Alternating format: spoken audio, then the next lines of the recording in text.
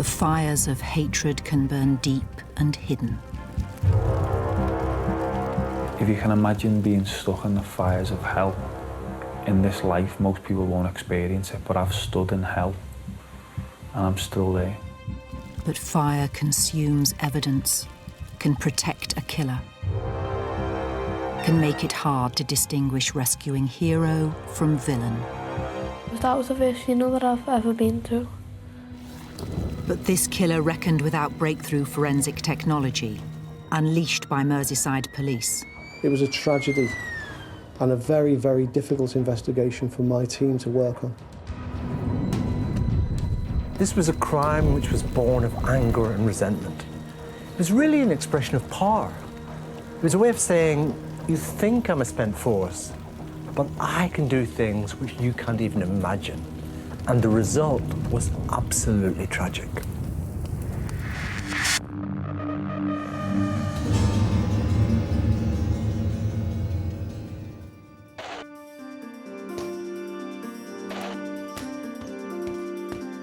Kieran Bimpson is a kickboxing champion from Merseyside. So are all 5 of his brothers.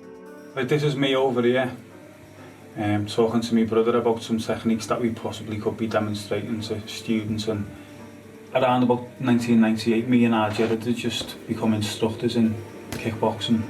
Family closeness is important for Kieran, although he's never lived with them on a permanent basis. He and his partner Eleanor have a family of their own.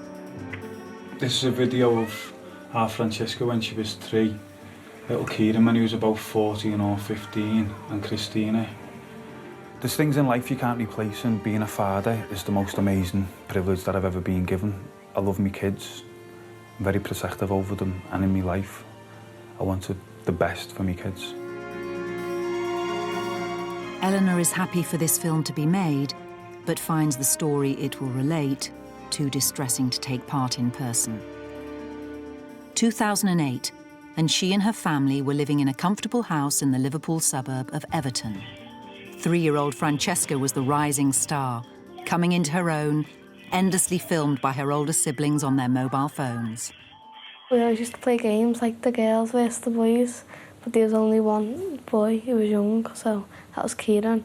Kieran is very loud, but he always has a laugh.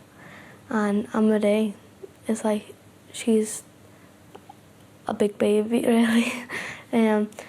I'm quite quiet, actually, and Francesca was quiet, in our opinions. There wasn't like an age difference, really, but me and Francesca were like the strongest.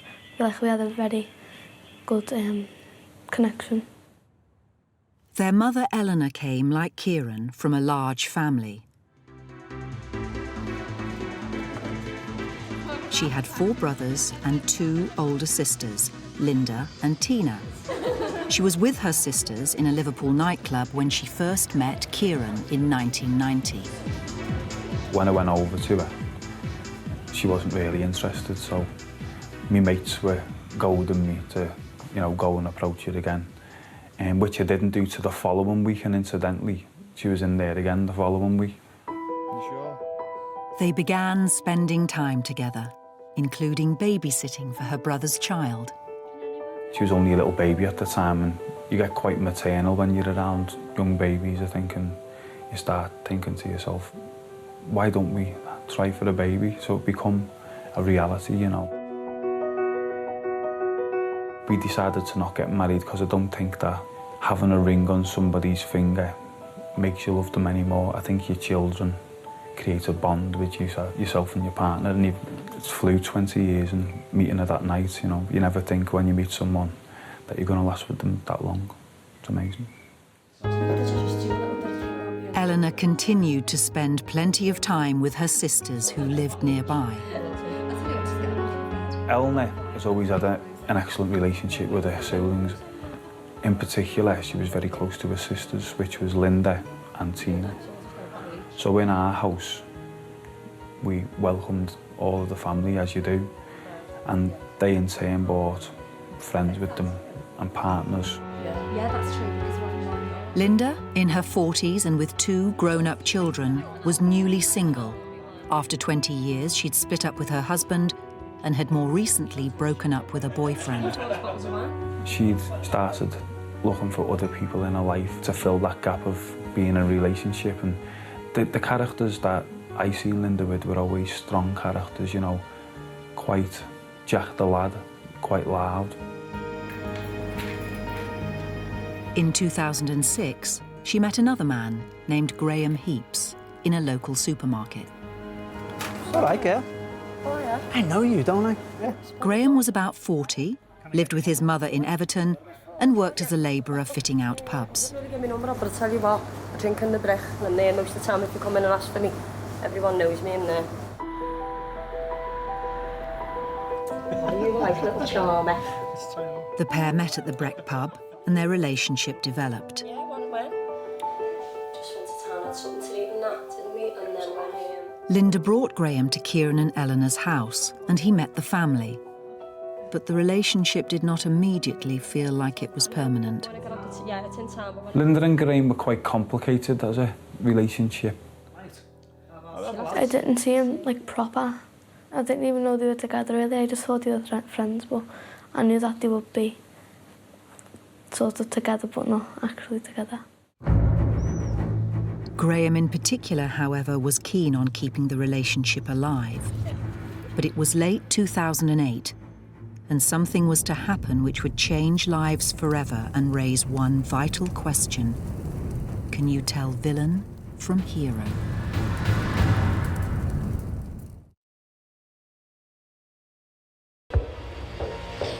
The 1st of December 2008. Christmas is in the air. But for one family from Everton in Liverpool, this would be a Christmas like no other. The Bimpsons had no way of knowing their lives were about to change forever. We're going to get our Christmas tree now, if he says. We still didn't have a Christmas tree, and then we phoned my dad up and said we want a Christmas tree. Hello. Yeah, you're on the Christmas tree. When you're getting ready for Christmas, everyone is aware of your advent calendar and what it means. But even if you don't believe in religion, you believe in Christmas. We were no different. We were very excited. Setting off to get the tree with their dad. Christina, aged 8, Kieran Jr., aged 14, and Francesca, aged 3. Their mum Eleanor and the baby stayed at home. Francesca was the most excited.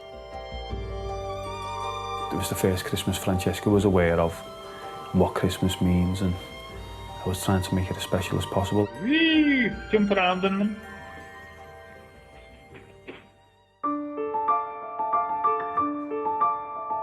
The children helped decorate the tree. Come on, Francesca. It's only me. Come on. Exhausted, Francesca eventually fell asleep on the sofa. She and Christina shared a bed. I wanted to give some sweets and then choose to sleep. So I got in bed with her. On this occasion, Kieran was staying the night. By 11 p.m, everyone was in bed.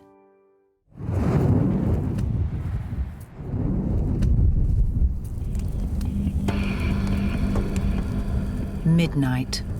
Wake up! Wake up! The house is on fire! Quick, get the kids! Get the kids to get out! To be woken up, suffocating, disorientated, burning hot, thick, black, the hottest smoke. You can't breathe in, you can't breathe out, you can't see. Across the landing, 3-year-old Francesca was the first to wake. I woke up and she was standing next to my bed. And then I got up and I didn't know what was going on. And the first thing I done was grab her hand. And I was thinking should I put my blanket by my door to keep the smoke coming in, but then I thought, no, there's too much smoke in the room. To be in a situation where you're in that environment, terrifying, absolutely the most horrific thing. It was a living hell. Absolute horrendous, bright orange flames halfway up the stairs. The landing to the children's bedroom was ablaze. Kieran knew he, Eleanor and the baby needed oxygen. We were shocked, so we didn't have anything to say because we were too nervous. Kieran Jr. was in the room next to the girls. Mum! Dad! I was saying to myself, I've got to get round to the kids so that they can make an escape. The flames and smoke were impassable. Kieran knew the only way he could rescue the children on the far side of the house was to jump from the window. Pain shot up my legs, and I think at that point I'd sprained my ankles, but they weren't broken. And I squeezed my way along the wall, screaming hysterical, help, help, help. So I opened the back gate, and I remember seeing a figure at the end of the path, staring. And that figure was Graham Heaps, and I was screaming, help, help, help. Graham Heaps, Eleanor's sister Linda's recent boyfriend, lived within hearing distance of the screams. It seemed he'd already attempted a rescue. His face was burned and blackened. Frankie, Eleanor's brother, also arrived on the scene, alerted by a neighbour. And you know, I can only thank him for being such a hero, to run like a madman at the door, boot the front door in, and run through blazing flames up the staircase. Amazing, amazing man. Kieran Jr. made the decision to jump from his bedroom window. His sisters were still trapped. At this stage, I thought, I'll start making my way along the side of the fence onto the lower level roof, which was on top of the bay window. So then I let go down to open the window because I had people throwing stones at the window. And then I turned back to get her and she was gone. It was just smoke. I could only see smoke. So I pulled Christina by her shoulders and she seemed to jump into my arms as well at the same time. And as I turned to lower her, my feet gave way. And I remember falling. This time, both Kieran's ankles were broken. He was powerless to climb back up to rescue Francesca. Francesca sought refuge in the only place she could find, her bed. Across the landing, Eleanor's brother Frankie had fought his way to Eleanor's bedroom to rescue her and the baby. He chucked the baby out the window to one of the neighbours who caught the baby. He lowered Eleanor down through broken glass and cut her stomach open, lowering her down from the window by her arms. He has won a prestigious bravery award for that, but no amount of awards can thank him for, you know, what he done on that night.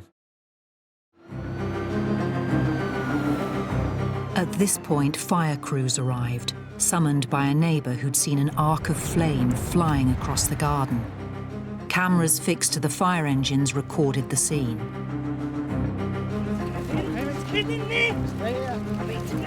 Frankie, who'd dropped from the window, was desperate to get back into the house where 3-year-old Francesca was still trapped.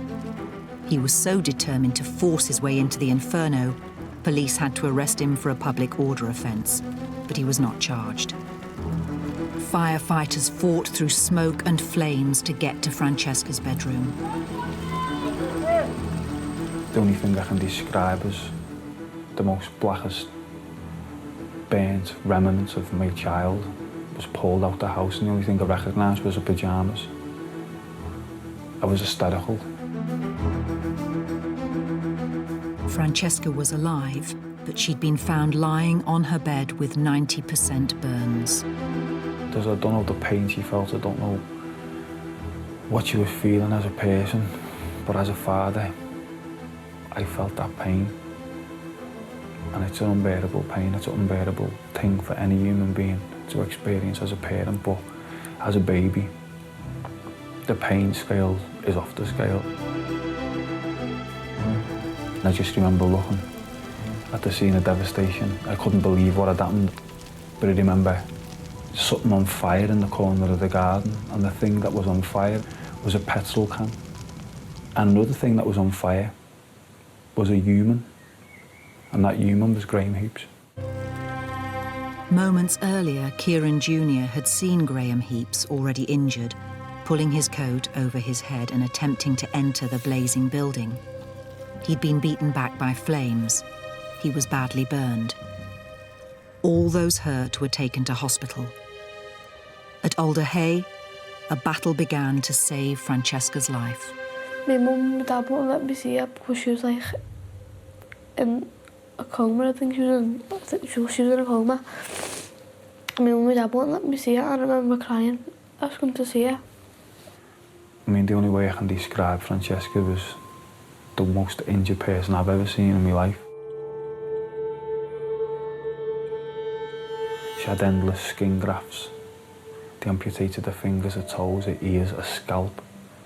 Her eyelids had to be replaced, her whole face and everything, all grafted, brand new skin, and standing in intensive care, kissing her and whispering into her ears, which ended up being amputated in the end because they were too badly burned, that everything was going to be okay, and I knew in my heart that it wasn't going to be. Promising her that she'd be better, and hospitals make you better, and no matter what's happened to you, be strong, and I could see her trying so much.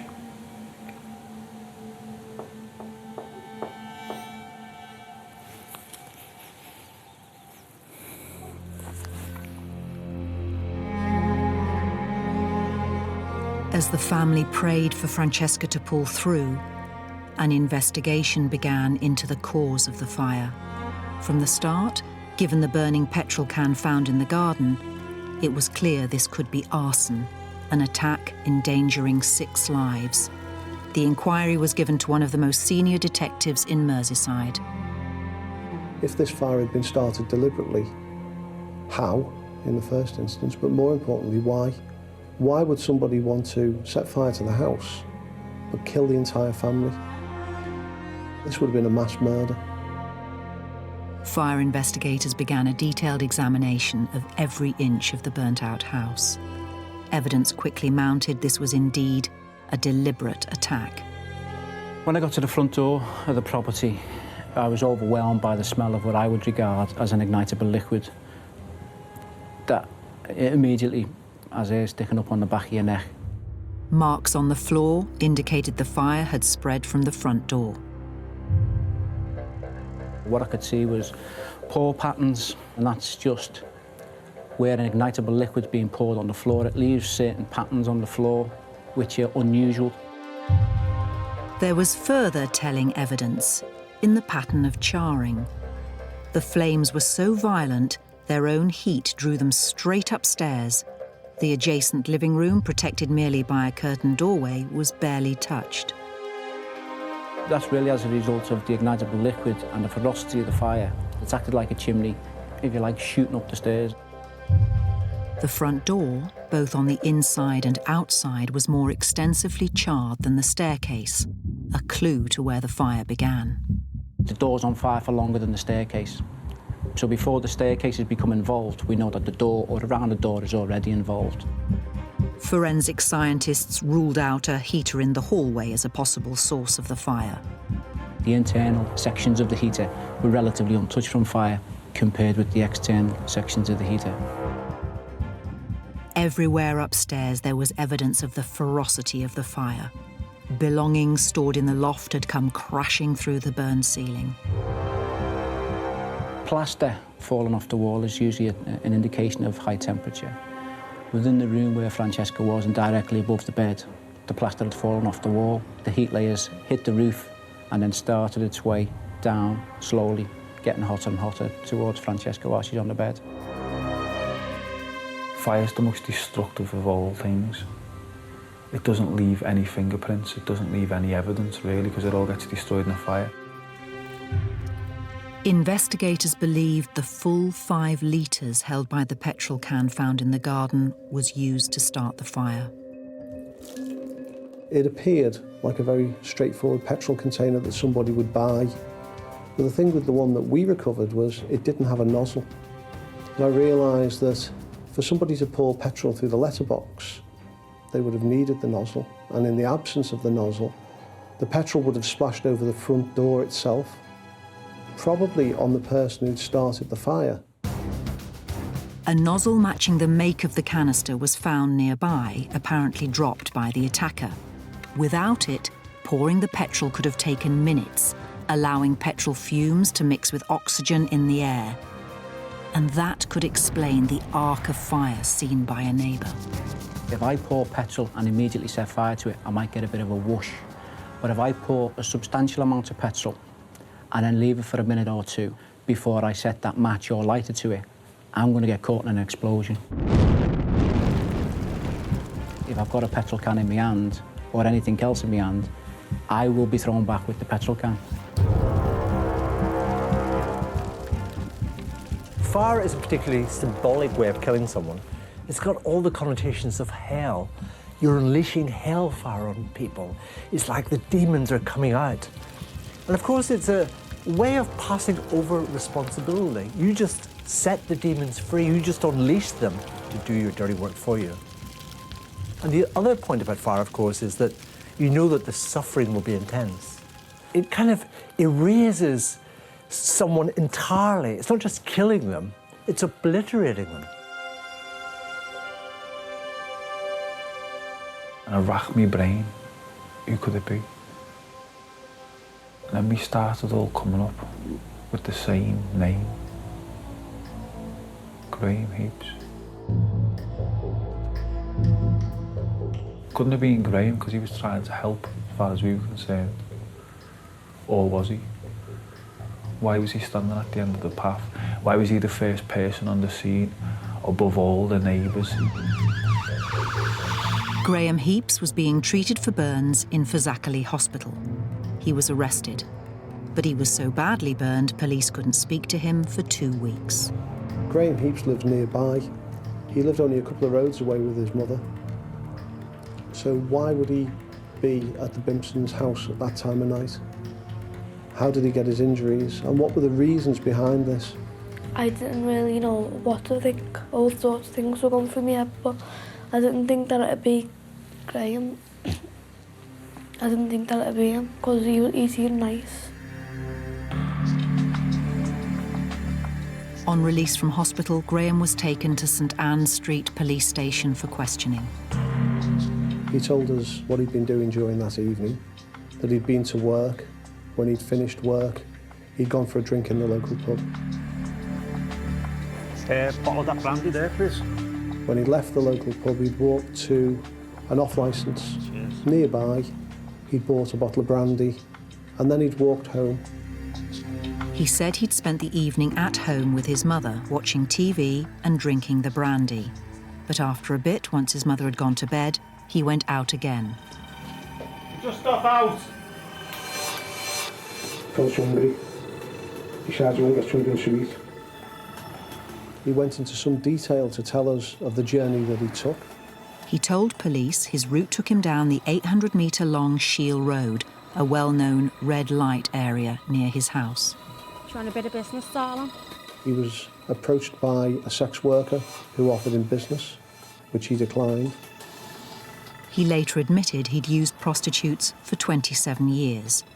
He told police on this occasion he fancied buying drugs instead.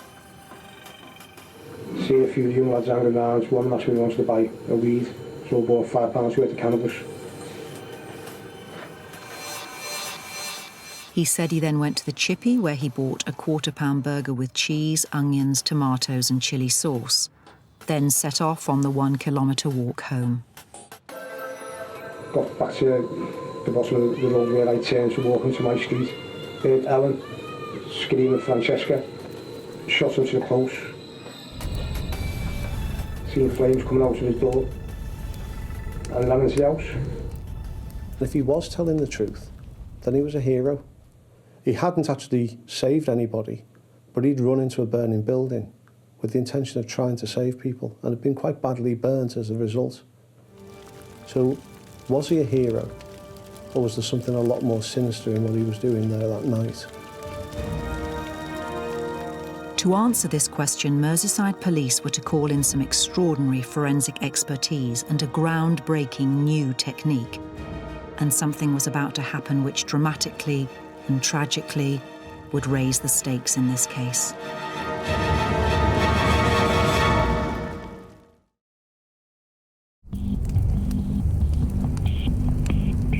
After an arson attack on her Liverpool home, which could have wiped out her entire family, 3-year-old Francesca Bimpson had been taken to hospital with 90% burns.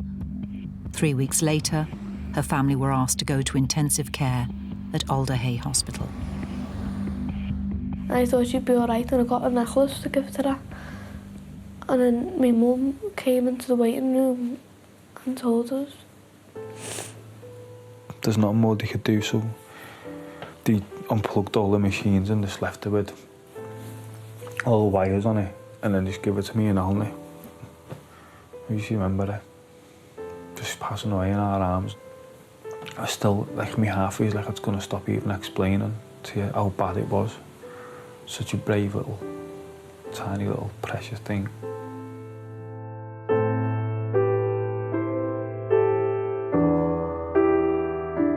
I was just trying to stay strong for my family. And I think I was the one that wasn't crying the most because I didn't want to upset my family.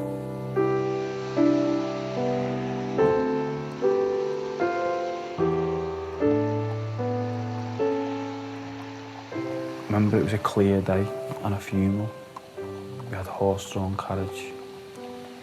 The best of the best, because we wanted her to have a funeral fitting a princess.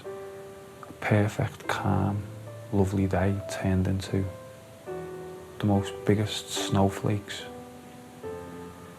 and the most gorgeous farewell. It's like the heavens were crying with snow. And she got carried in the pink coffin. That was the first funeral that I've ever been to. I wasn't sad because I knew crying wouldn't do nothing.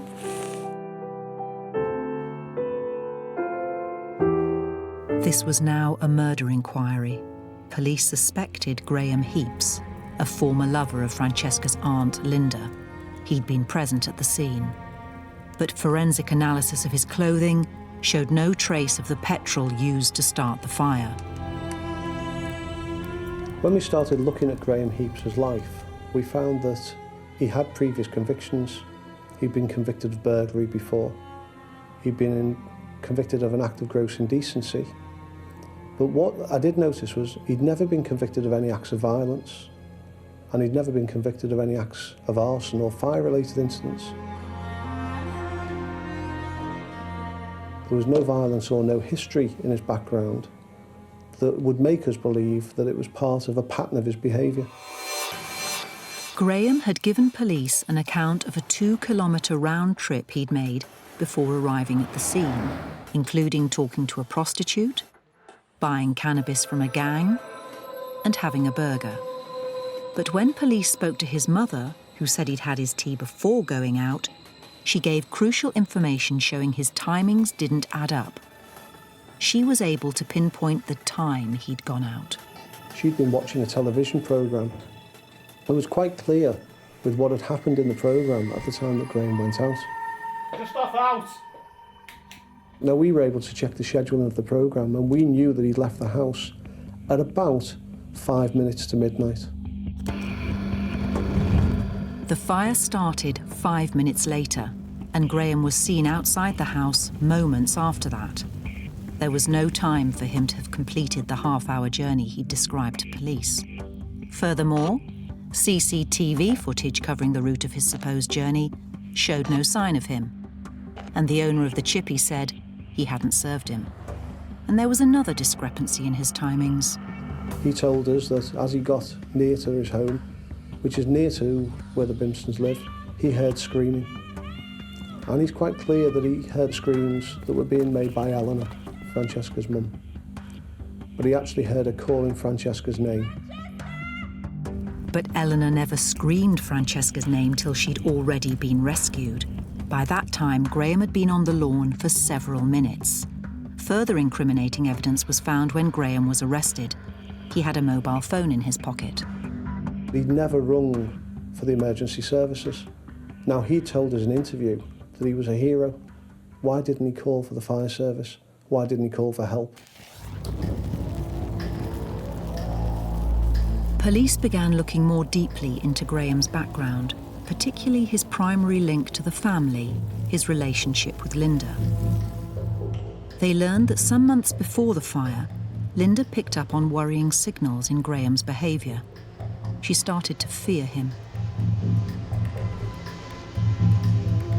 Some months after his relationship with Linda began, Graham became aware Linda had started seeing a boyfriend from whom she'd previously split. Graham took the change in their relationship hard. Relationships are what everybody aspires to. We know how important these things are. And when a new relationship starts, you invest a lot in terms of thinking about how it could turn out. It really gets your imagination going. But of course, along with that, you do a huge emotional investment into the whole process. And then, of course, if things don't seem to be turning out the way you hoped for, this can be incredibly emotionally damaging. And some people react much worse than others. I don't think Graham was a fella who could take no for an answer. When Linda said that she didn't want to continue with the relationship, he become, shall I say, quite forceful in his manner. What are you doing? You're on the phone to him again. Are you soft, are you? You're going to go back to him, are you? You're going to go back to him. Tell you what, you go back to him, like, you go back to him and you're dead, okay? Get off me! Linda did go back to her ex-boyfriend and ditched Graham, but he wasn't about to give up. Graham's one of those fellas that you come across in life who's like a wasp, if you like. Continually buzzes around the situation until he gets his own selfish needs met. Yeah, go away. On one occasion, she was on the phone and he robbed the phone out of her hand. Give me the phone. It was it. Give me the phone. Graham removed the SIM card, then smashed the phone. There followed a series of sometimes obscene phone calls and text messages to people on Linda's contact list, including, repeatedly, Eleanor, trying to find out whether Linda was involved with anyone else. The calls came from her stolen number. Even though he never said it was him, you knew it was him. And it was usually talking about Eleanor's breast size or the new man in Linda's life's penis size. So why don't you come round to mine then and do the same for me? Some sort of perverse sexual undertone to everything. So I was aware of this and I warned him off. I said, I know it's you, Graham, because you've robbed the SIM card. Stay away, I know where you live, and stop the phone calls. And just as soon as they started, they stopped. It emerged it wasn't the first time Graham had stalked a woman. When he'd split with a previous girlfriend in 2006, he'd bombarded her with explicit and crude messages. He even sent a video of himself performing a sex act which the woman, alarmed, showed to police. He started stalking her, and he would sit in the pub where she used to work and stay there for a long time, watching her and waiting for her.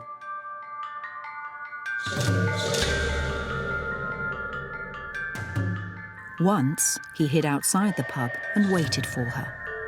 The woman's boss was worried for her safety and called a taxi to take her home. When the woman began a new relationship, Graham started sending threatening messages. More and more jealous, he knocked on the door of the boyfriend. Yeah? Sorry, wrong address. Oh, right, okay. Stalking is all about obsessive behaviour, and one of the commonest types of stalking is when people are rejected by their partner and they simply can't deal with it. Now, why can't they deal with it? Because relationships are so important to us, and people feel kind of shame and embarrassment when they're rejected. So some people manage to turn that into anger and rage against the person. And what they're saying to the person is that you might think I'm no longer part of your life, but think again. And they invade their personal space, their personal time.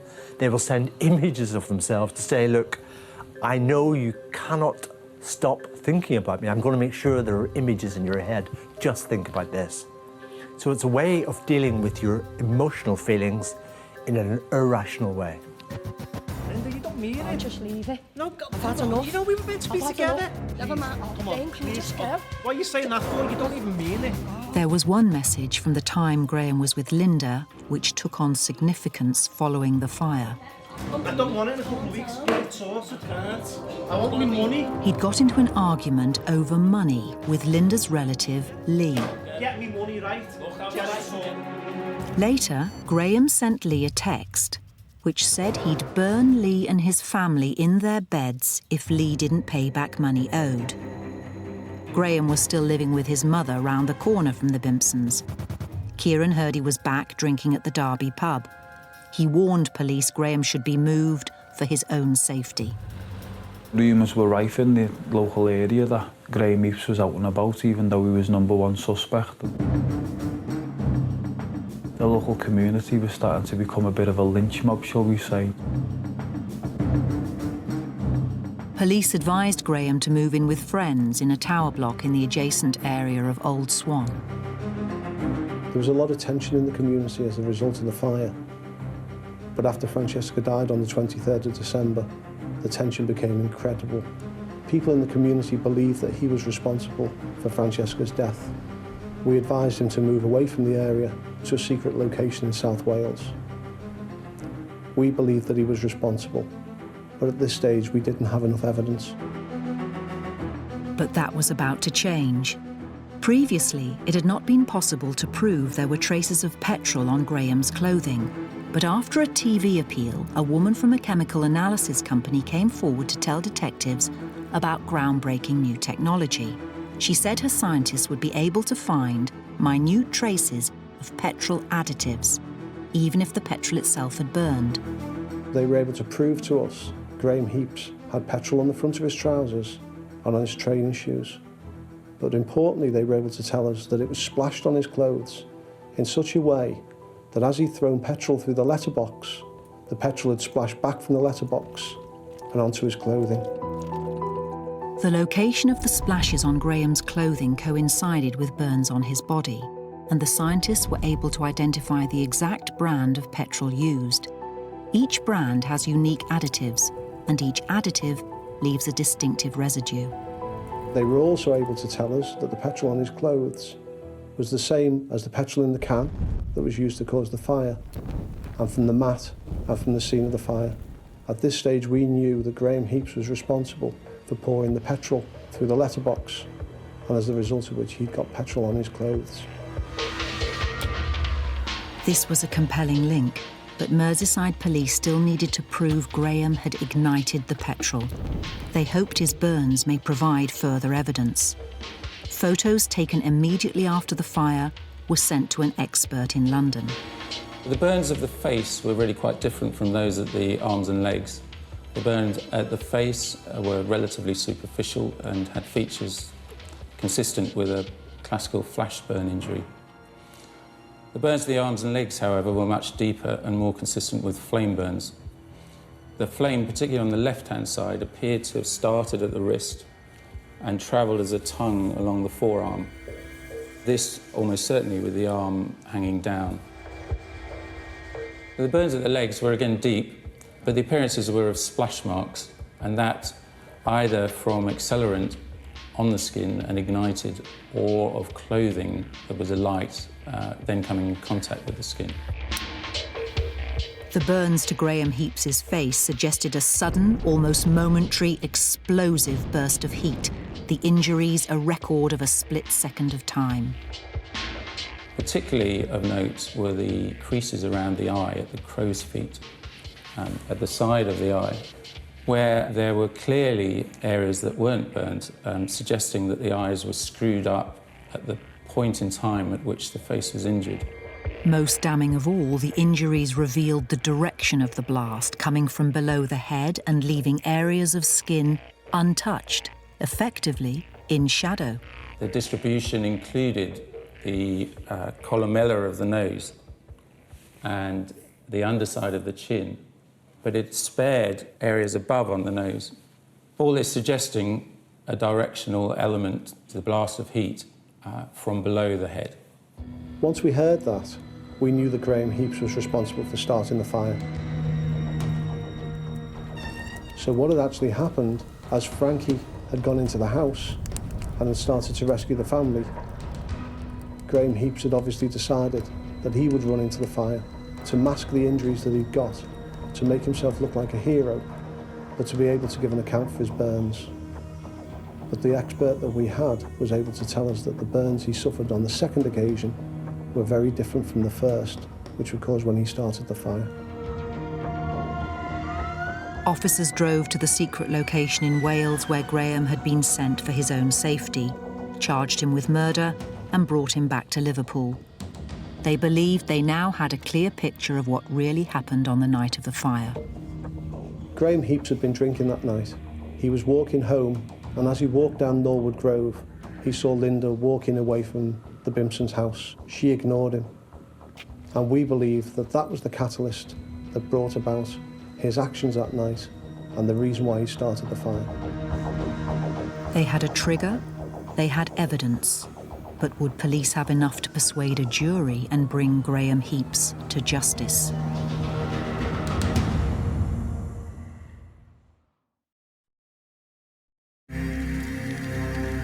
Graham Heaps had been charged with murder following an arson attack on an entire family in which 3-year-old Francesca Bimpson received fatal injuries. His trial at Liverpool Crown Court lasted for 7 weeks. One thing the prosecution had to prove was motive. He'd had a number of relationships that he'd been rejected, but he was really troubled by the relationship with Linda and the breakdown of that relationship. He wanted to hit back at Linda. He didn't want to harm her, but he wanted to harm those who were close to her. The only motive I can see was Linda's got support around her family.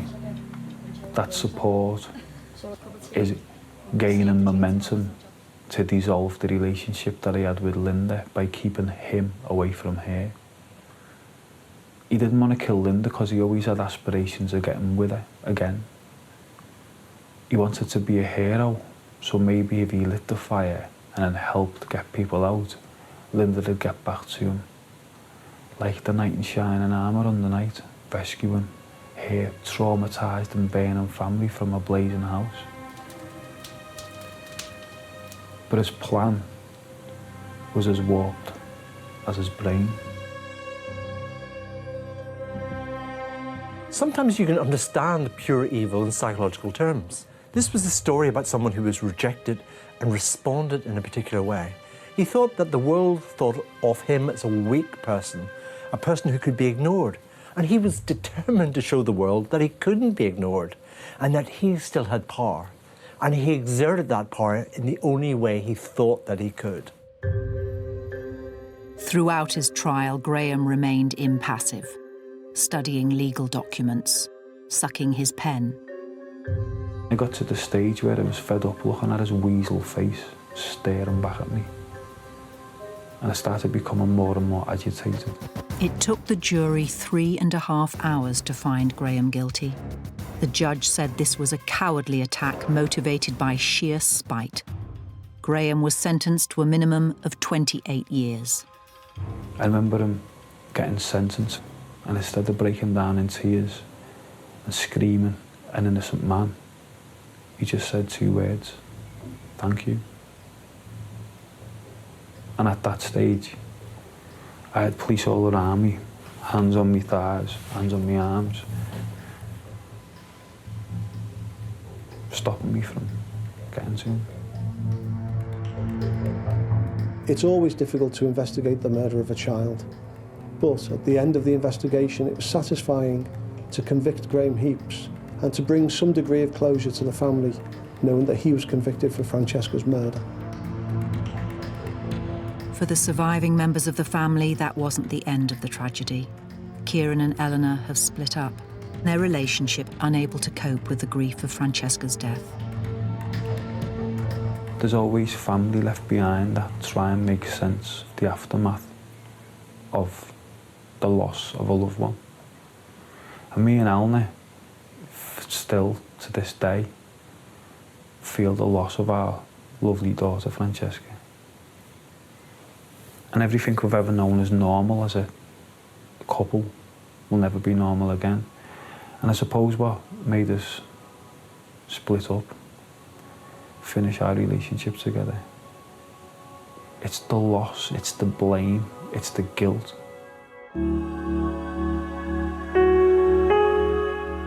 In an attempt to create something positive from what has happened, Kieran has set up and runs a charity, the Francesca Bimpson Foundation, which helps victims of serious crime. Eleanor now works for the Fire Support Network, helping prevent fires in the home. Francesca is buried in St Chad's Church Cemetery in Liverpool. It's the guilt of survival that's killing me. I survived and Francesca didn't, and I suppose to sum up how I feel as a parent, I feel like I failed Francesca. I feel like I failed all my kids because they lost Francesca. And most importantly, Francesca lost her life. I lost my daughter, Christina, Kieran, Anne-Marie, Elna. We all had a unique bond and that bond's broken. And it'll never, ever return. He has turned the family into, we've lost a member of the family, and me and my dad aren't together. And if he didn't do what he did, then everyone would just be happy like it was then.